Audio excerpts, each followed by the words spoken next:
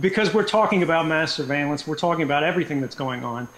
And the fact that the Prime Minister has denied that there is no mass surveillance in New Zealand, that these are only cyber protection programs, and even though they were contemplating them, they never went forward. He heroically put a stop to this at the 11th hour, and none of us know what's going on.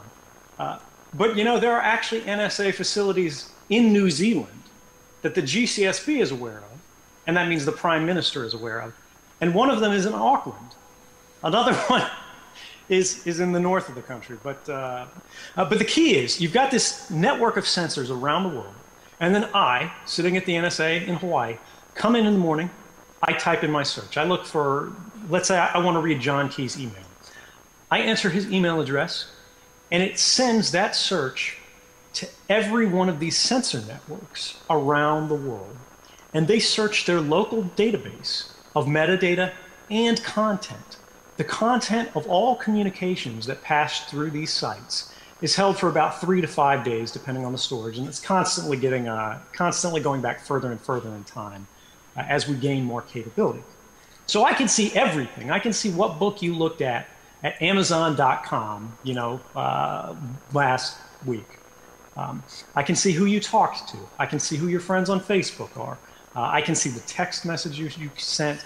I can read the emails you wrote. And I can set up things that are called fingerprints that allow me to track where you've been on the web, who you're talking to, even if you're using sort of anonymizing technology and so forth. Now, what's interesting about these sensor networks is when I'm typing in this search for an email address, I say where in the world, which of these sensors I want it to go to. And I know that there's mass surveillance happening in New Zealand because one of those checkboxes, one of those sensor networks, is in New Zealand. So when John Key or anyone in the New Zealand government says there is no mass surveillance in New Zealand, and they wave cyber protection programs around or whatever they want to call it, they talk about Project Cortex, they're distracting from the main question.